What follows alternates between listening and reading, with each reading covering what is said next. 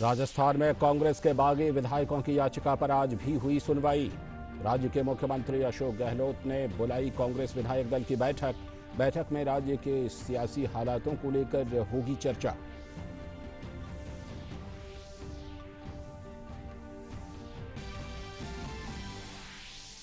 प्रधानमंत्री नरेंद्र मोदी कल India ideas summit को करेंगे संबोधित। सम्मेलन में भारत अमेरिका सहयोग समेत कई मुद्दों पर होगी चर्चा। साथ ही महामारी के बाद वाली दुनिया में दोनों देशों के संबंधों के भविष्य पर भी होगा विचार। भाजपा ने कांग्रेस के पूर्व अध्यक्ष राहुल गांधी पर साधा निशाना। केंद्रीय मंत्री प्रकाश जावड़ेकर ने कोरोना के खिलाफ जंग में गिनाई सरकार की उपलब्धियां। राहुल गांधी पर वीर कोरोना योद्धाओं और देश की जनता का अपमान करने का लगाया आरोप। मानव संसाधन विकास मंत्री रमेश पोखरियाल निशंक ने आत्मनिर्भर भारत के तहत की मनोदर्पण की शुरुआत। छात्रों के मानसिक स्वास्थ्य और भावनात्मक कल्याण के लिए है ये पहल। कहा, मनोदर्पण में छात्रों के मानसिक स्वास्थ्य पर फोकस।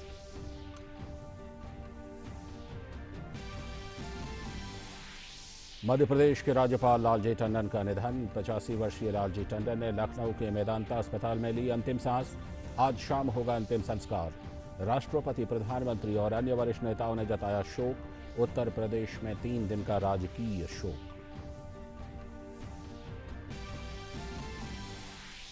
भारत में पिछले 24 घंटों में विभिन्न प्रयोगशालाओं में हुए 3,33,000 से भी ज्यादा टेस्ट। 23 राज्यों और केंद्र शासित प्रदेशों का राष्ट्रीय औसत की तुलना में प्रति 10 लाख पर ज्यादा टेस्ट। अब तक 7,24,000 से भी ज्यादा मरीजों ने दी कोविड-19 को मात।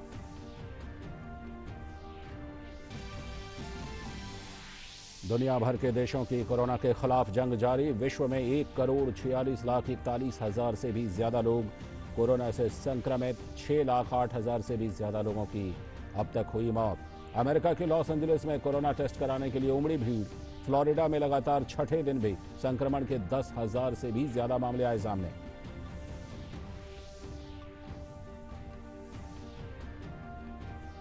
नमस्कार, हिंदी समाचारों के इस बुलेटिन में आप सभी का स्वागत है। आप देख रहे हैं डीडी न्यूज। मैं हूं लाल चंद्र सिंह। देखते हैं खबरों को विस्तार से। इस वक्त की सबसे पहली और सबसे बड़ी खबर राजस्थान की राजनीतिक उठापटक से जुड़ी हुई।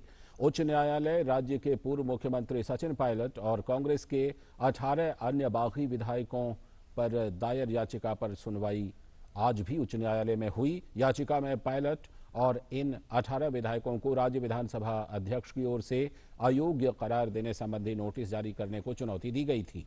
2 स्वतंत्र पक्षकारों की ओर से इसी मामले में लगाई गई याचिका पर 2 बजे आज सुनवाई होगी। इसके बाद अदालत इस मामले में अपना फैसला सुना सकती है।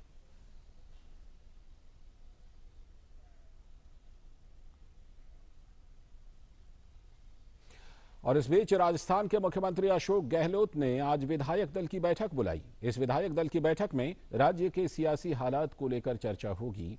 साथ ही विधानसभा का सत्र बुलाने की तैयारी पर भी रणनीतिक बातचीत हुई।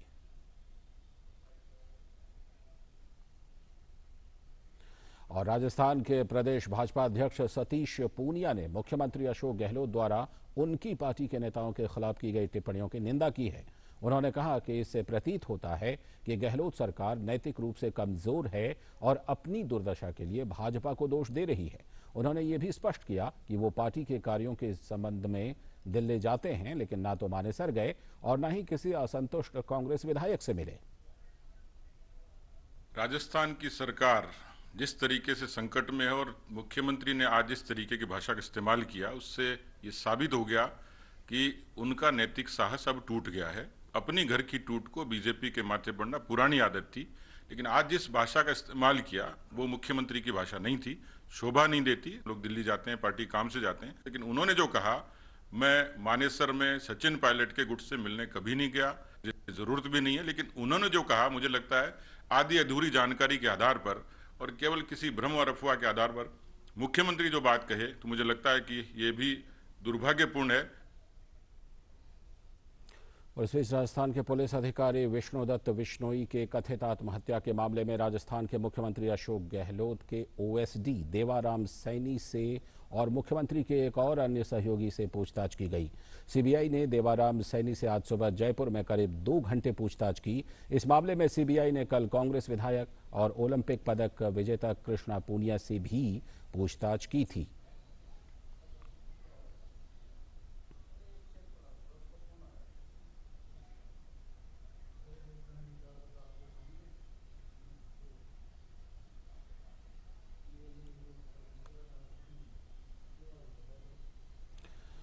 और जयपुर से जुड़ रहे हैं हमारे संवाददाता मुरारी। सबसे पहले बात करते हैं जो कुछ वहां पर राजनीतिक घटनाक्रम चल रहा है उसको लेकर बात करते हैं। मुरारी, 2 बजे फिर से बैठक जो बुलाई गई है उस बैठक में क्या कुछ निकल करके सामने आ सकता है? 2 बजे क्योंकि अदालत की फिर से सुनवाई होनी है। और इस बीच जरा ये बताएं कि जो बैठक कांग्रेस विधायक दल की बुलाई गई उस बैठक से क्या कुछ निकल करके सामने आ रहा है, और अदालत का जो फैसला आज आना है आ सकता है 2 बजे के बाद, उसके बाद क्या कुछ वहां राजनीतिक घटनाक्रम चल सकता है, क्योंकि काफी उथल पुथल मचा हुआ है जयपुर में।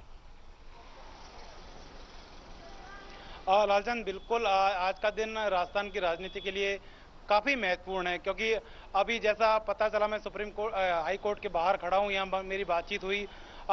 दोनों पक्षों की ओर से, सचिन पायलट गुट और सरकार या विधानसभा अध्यक्ष की ओर से सुनवाई पूरी हो चुकी है। और 2 बजे कोई जो राजस्थान उच्च न्यायालय की अदालत है वो कोई फैसला सुना सकती है। दोनों ही पक्षों की ओर से जस्ट वही दलीलें जो पिछले 2-3 दिन से दी जा रही है वही दलील दी गई। अब देखने वाली बात यह होगी कि ये जो पक्ष आता है उसके बाद सचिन पायलट खेमा क्या सुप्रीम कोर्ट का रुख करेगा, और अगर यदि विपक्ष में आता है तो अशोक गहलोत की क्या रणनीति होगी। इसके साथ साथ लालचंद, आज विधायक दल की बैठक चल रही है। ऐसा पता चला है कि बैठक अभी कुछ समय के लिए शुरू नहीं हुई है, लेकिन आज बैठक होने वाली है। इसके बाद अगर ये फैसला उनके पक्ष में आता है, गहलोत सरकार के पक्ष में आता है, तो संभवतः अगले 1-2 दिन में गहलोत सरकार कोई विधानसभा का सत्र बुला सकती है और फ्लोर टेस्ट जैसी रणनीति पर काम कर सकती है। लालचंद, और इसके साथ जो ये खबर आ रही है कि सीबीआई ने पूछताछ की है ओएसडी से, मुख्यमंत्री के ओएसडी से, उसका ज़रा बैकग्राउंड, ज़रा उसकी पृष्ठभूमि बताएं कि आखिर वो किस तरह, कब मामले की शुरुआत हुई थी और उसमें कितनी प्रगति हुई और आज क्या कुछ हुआ है। बिल्कुल, इससे के साथ साथ एक और महत्वपूर्ण चीज है, आपको बताना चाहता हूँ। 19 तारीख का एक ऑर्डर राजस्थान सरकार ने निकाला, जो पश्चिम बंगाल में जो स्थिति थी कि जो सीबीआई है बिना राजस्थान सरकार की इजाजत के किसी भी मामले को आगे नहीं बढ़ा सकती। इस तरह का भी एक मामला पिछले दिनों एक ऑर्डर निकाला। अभी सीबीआई ने कृष्णा पूनिया जो राजगढ़ के से विधायक है, वहाँ एक एसएचओ की जो मर्डर हुआ था उसमें उनका नाम कथित रूप से आ रहा था, उसको लेकर उन्होंने उससे पूछताछ की। इसके साथ साथ जो देवाराम है ओएसडी मुख्यमंत्री के, उनसे भी आज बताया जा रहा है कि 2 घंटे उनसे पूछताछ हुई। और ये सारी पूछताछ जो सीडी जो ऑडियो वाली बात है उसको लेकर कहीं न कहीं बताया जा रहा है कि एक पूछताछ हुई है और सीबीआई इसमें जानना चाहती है कि इसकी क्या ऑथेंटिसिटी है। राजस्थान जी, चलिए आप नज़र बनाए रखिएगा। हम जो जिस तरह से राजनीतिक हालात बदल रहे हैं आपसे लगातार इसके बारे में जानकारी लेंगे। 2 बजे महत्वपूर्ण सुनवाई होनी है उच्च न्यायालय में, उसके बाद ज़रूर आपसे जानकारी लेंगे। फिलहाल आपका बहुत बहुत शुक्रिया मुरारी इस पूरी जानकारी के लिए। बढ़ते हैं दूसरी बड़ी खबर की तरफ। प्रधानमंत्री नरेंद्र मोदी कल इंडिया आइडियाज समिट में मुख्य भाषण देंगे। ये शिखर सम्मेलन अमेरिका भारत व्यापार परिषद द्वारा आयोजित किया जा रहा है। इस साल परिषद के गठन की 45वीं वर्षगांठ मनाई जा रही है। इस साल इस सम्मेलन की थीम है एक बेहतर भविष्य का निर्माण।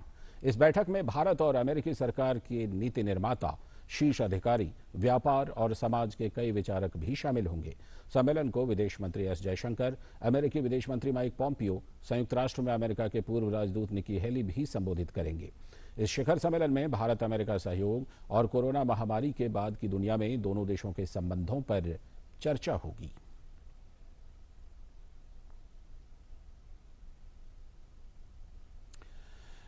कांग्रेस नेता राहुल गांधी द्वारा एक ट्वीट के जरिए मोदी सरकार की उपलब्धियों पर कटाक्ष के बाद अब केंद्रीय मंत्री प्रकाश जावड़ेकर ने कांग्रेस के नेता पर पलटवार किया है। जावड़ेकर ने राहुल को करारा जवाब देकर बड़ा निशाना साधा है। केंद्रीय मंत्री ने कोरोना के खिलाफ लड़ाई में देश की उपलब्धियों को बताया। उन्होंने कहा कि राहुल गांधी वीर कोरोना योद्धाओं और देश की जनता का अपमान कर रहे हैं। साथ ही केंद्रीय मंत्री ने शाहीन बाग से लेकर राजस्थान में कांग्रेस के सियासी संकट पर भी राहुल गांधी को घेरा। मुझे लगता है कांग्रेस पार्टी अब केवल ट्वीट की पार्टी बनकर रह जाएगी, क्योंकि जनता में काम नहीं, एक के बाद एक राज्य गंवा रहे और इसलिए हताश निराश भी सरकार पर कुछ भी प्रहार करने की चेष्टा कर रही है, वो सफल नहीं होंगे। और प्रकाश जावड़ेकर ने कांग्रेस पार्टी पर बिना किसी आधार के ट्वीट करने का आरोप लगाया। उन्होंने ट्वीट किया फरवरी से जुलाई तक क्या किया, तो हम भी उनको जरा हिसाब बताते कि राहुल बाबा 6 महीने की आपकी उपलब्धि क्या है। फरवरी में शाहीन बाग और दंगे, मार्च में सिंधिया और मध्य प्रदेश गंवाना, अप्रैल में श्रमिकों को उकसाना, मई में ऐतिहासिक हार की 6ठी वर्षगांठ, जून में चीन की वकालत और जुलाई में राजस्थान में पार्टी तबाह। तो यही आपका काम चल रहा है। अगली खबर, छात्रों को मानसिक स्वास्थ्य और भावनात्मक कल्याण से जुड़ी सलाह देने के लिए मानव संसाधन विकास मंत्री रमेश पोखरियाल निशंक ने आज मनोदर्पण पहल की शुरुआत की। ये पहल छात्रों, शिक्षकों और अभिभावकों के लिए एक स्थायी मनोसामाजिक सहायता प्रणाली के रूप में काम करेगी। मनोदर्पण की शुरुआत करते हुए मानव संसाधन विकास मंत्री ने कहा कि आत्मनिर्भर भारत अभियान के तहत इस पहल को शुरू किया गया है। उन्होंने कहा कि मनोदर्पण पहल छात्रों, शिक्षकों, अभिभावकों और आम लोगों को ताकत देने के लिए है। निशंक ने कहा कि मनोदर्पण के तहत छात्र चिकित्सकों और मनोवैज्ञानिकों से संवाद कर सकते हैं। दुनिया जब कोरोना का महासंकट आया है और उस महासंकट के दौर से गुजरती पूरी दुनिया कहीं न कहीं किसी न किसी परिस्थिति को झेल रही है और ऐसे में स्वाभाविक ही है कि ये जो दबाव है, ये तनाव है, ये जो वातावरण है, ये मनुष्य को परेशान करने के लिए इस समय उपस्थित हुआ है और इसलिए इसके सामने चुनौती के रूप में हमको इसको स्वीकार करना है। ये मनोदर्पण ये आपको ताकत देने के लिए है। मेरे अभिभावक, मेरे छात्र, मेरे अध्यापकगण और आम आदमी ये इससे ताकत ले सकता है, क्योंकि हमारी ये कहावत है, मन के जीते जीते हो, मन के हारे हार। जो व्यक्ति मन से हार गया वो जिंदगी में हार जाता है। जिसका मनोबल बड़ा है वो विपरीत मौत को भी पार कर देता है, विपरीत परिस्थितियों में भी अपना मार्ग निकालता है। और अब कोरोना महामारी से जुड़ी खबर, देश भर में कोरोना वायरस संक्रमण का इलाज करवाकर 7.25 लाख के करीब मरीज ठीक हो चुके हैं। स्वास्थ्य मंत्रालय के द्वारा जारी ताज़ा आंकड़ों के अनुसार अब तक 7,24,577 मरीज ठीक हो चुके हैं। देश में कोरोना से मरीजों के ठीक होने की दर 62.72% हो गई है। वहीं सक्रिय मामलों की संख्या 4.02 लाख से ऊपर हो गई है। अब तक देश में कोरोना संक्रमण से 28,084 लोगों की मौत हुई है। इस तरह देश में कोरोना से होने वाली मृत्यु दर 2.43% है। और देश में कोरोना वायरस संक्रमित मरीजों के नमूनों की जांच प्रति 10 लाख जनसंख्या पर 10,000 से ज्यादा हो गई है। यानी कि देश में प्रति 10 लाख की आबादी पर 10,000 टेस्ट से ज्यादा टेस्ट अब हो रहे हैं। साथ ही सरकार ने कहा कि देश के 23 राज्यों और केंद्र शासित प्रदेशों में प्रति 10 लाख की आबादी पर हो रही टेस्टिंग का आंकड़ा राष्ट्रीय औसत से ज्यादा है।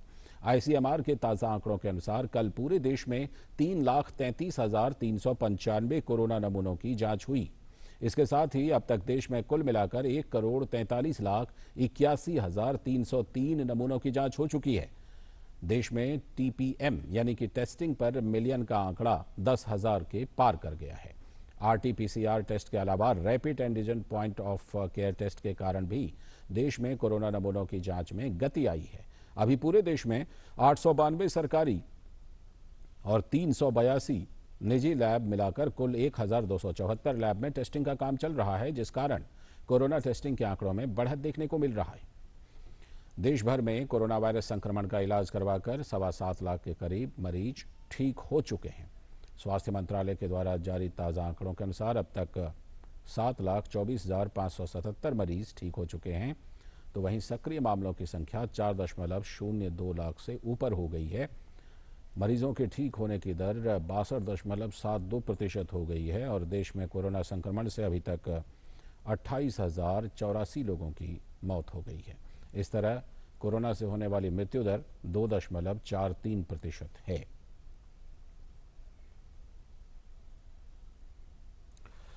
और दिल्ली में सीरो सर्वे अध्ययन की रिपोर्ट आ गई है। दिल्ली में 21,387 लोगों पर 27 जून से 10 जुलाई के बीच एक अध्ययन किया गया। यह अध्ययन एनसीडीसी ने किया है, जिसमें दिल्ली सरकार ने भी सहयोग दिया है। दिल्ली में सीरोलॉजी टेस्ट में उन लोगों को ही शामिल किया गया था जिनमें कोई लक्षण नहीं थे, जिन्हें पहले कोरोना नहीं हुआ था। इसमें अलग अलग उम्र और इलाके के लोगों को शामिल किया गया है। दिल्ली के सभी 11 जिलों से 2000 सैंपल एकत्रित किए गए थे।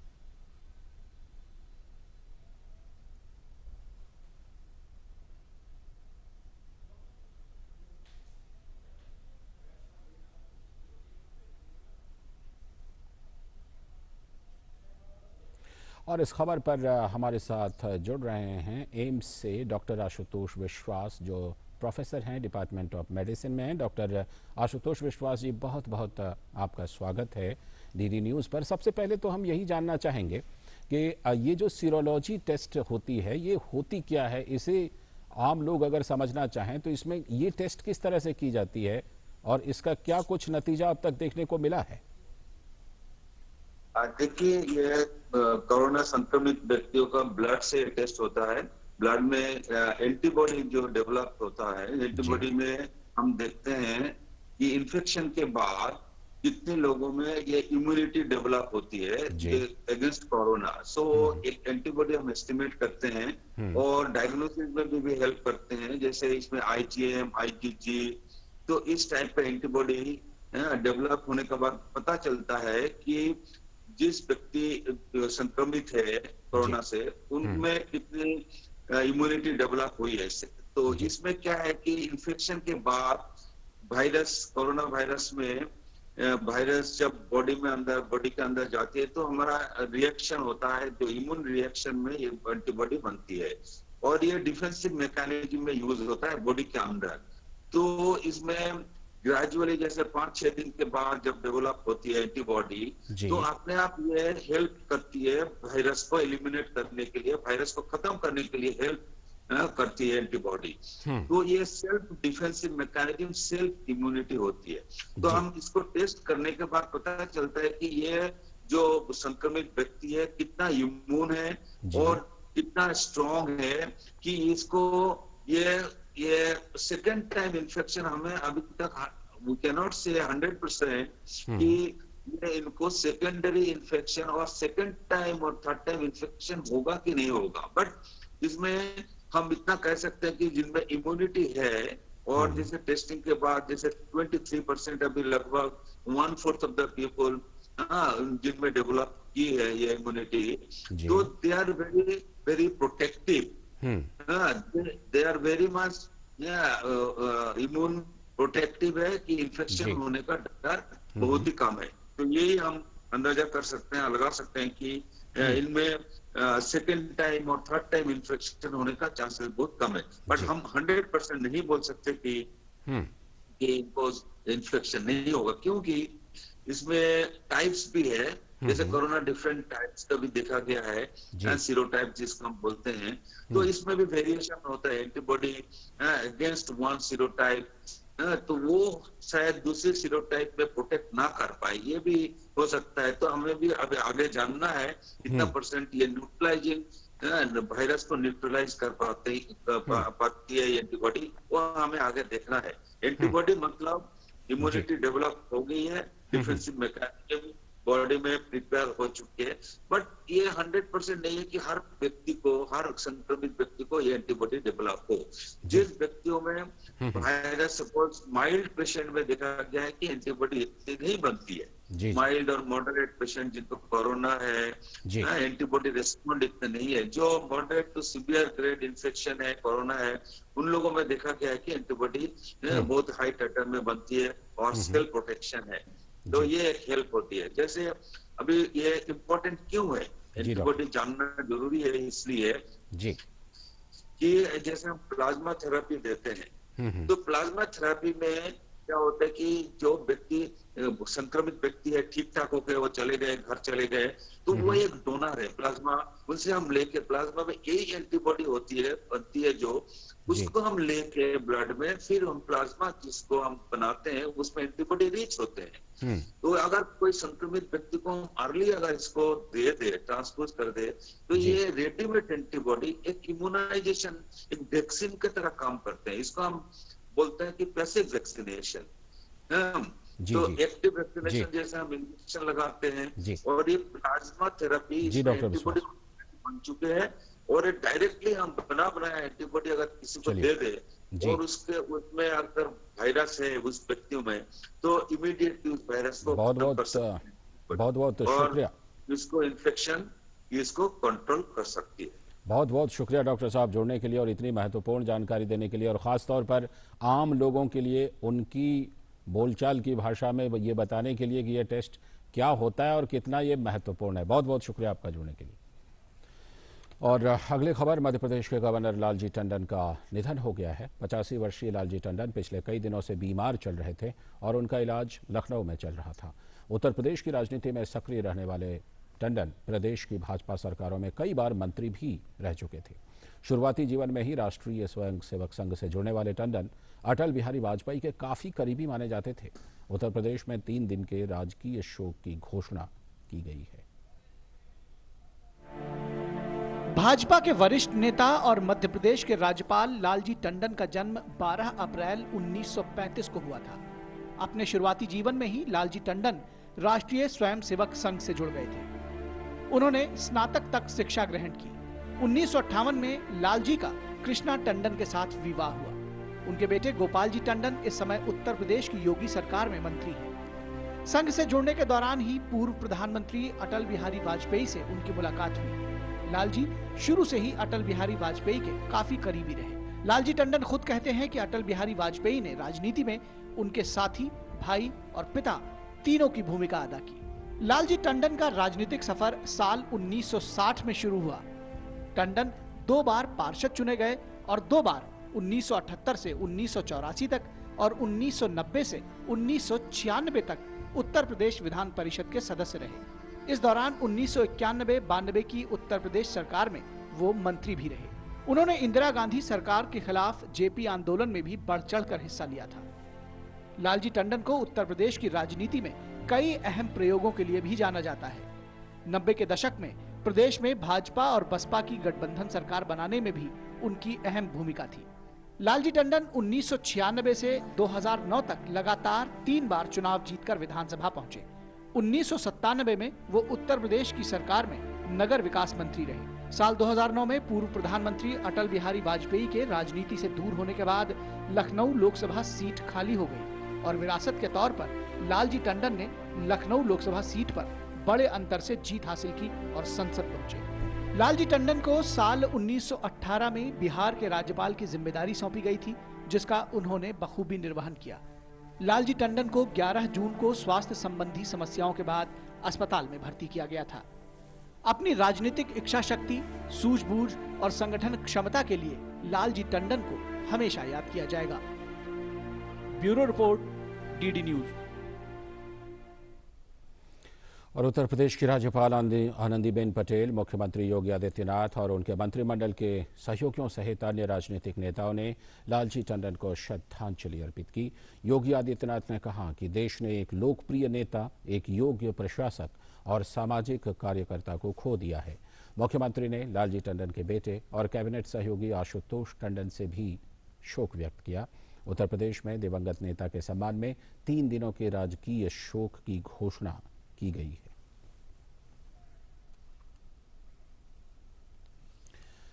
मेघालय के पश्चिमी गारो हिल्स में बाढ़ के चलते हुए जानमाल की क्षति को लेकर केंद्रीय गृह मंत्री अमित शाह ने राज्य के मुख्यमंत्री कोनराड संगमा से बात की है। अमित शाह ने ट्वीट करके ये जानकारी दी। उन्होंने लिखा कि पश्चिमी गारो हिल्स में बाढ़ के चलते हुई जान की क्षति परेशान करने वाला है। मैंने सीएम कोनराड संगमा से बातचीत की है और उन्हें केंद्र की तरफ से हर संभव मदद का भरोसा दिलाया है। देश इस चुनौतीपूर्ण स्थिति में मेघालय के लोगों के साथ है। और असम में बाढ़ के कारण चिरांग जिले में स्थिति गंभीर बनी हुई है और जगह जगह पर कटाव के मामले भी सामने आ रहे हैं। मुख्यमंत्री सर्बानंद सोनोवाल ने आज तुलसी जोहरा के आई नदी के नजदीक के इलाकों में हुए कटाव और बाढ़ की स्थिति का निरीक्षण किया और अधिकारियों को युद्ध स्तर पर जरूरी कदम उठाने के निर्देश दिए। असम में राहत और बचाव का काम लगातार जारी है।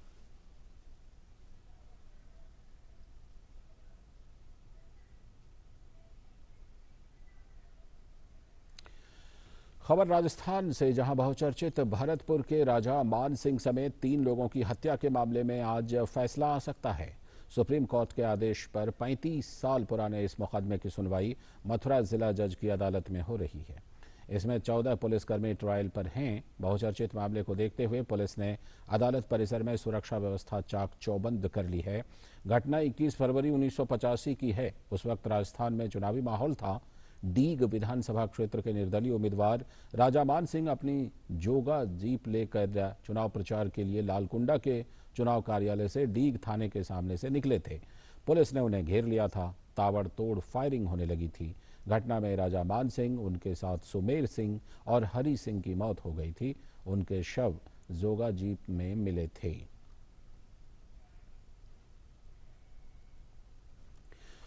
अगली खबर, केरल के सोना तस्करी मामले में एनआईए की विशेष अदालत ने मुख्य आरोपी स्वप्ना सुरेश और संदीप नायर की हिरासत 24 जुलाई तक के लिए बढ़ा दी है। विशेष अदालत 24 जुलाई को दोनों आरोपियों की जमानत याचिका पर सुनवाई करेगी।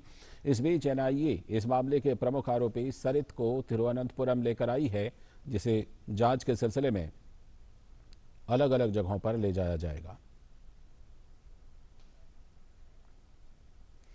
पीएमसी बैंक घोटाला मामले में दायर याचिका पर दिल्ली हाईकोर्ट ने केंद्र सरकार, दिल्ली सरकार, आरबीआई और पीएमसी बैंक को नोटिस जारी कर 19 अगस्त तक जवाब मांगा है।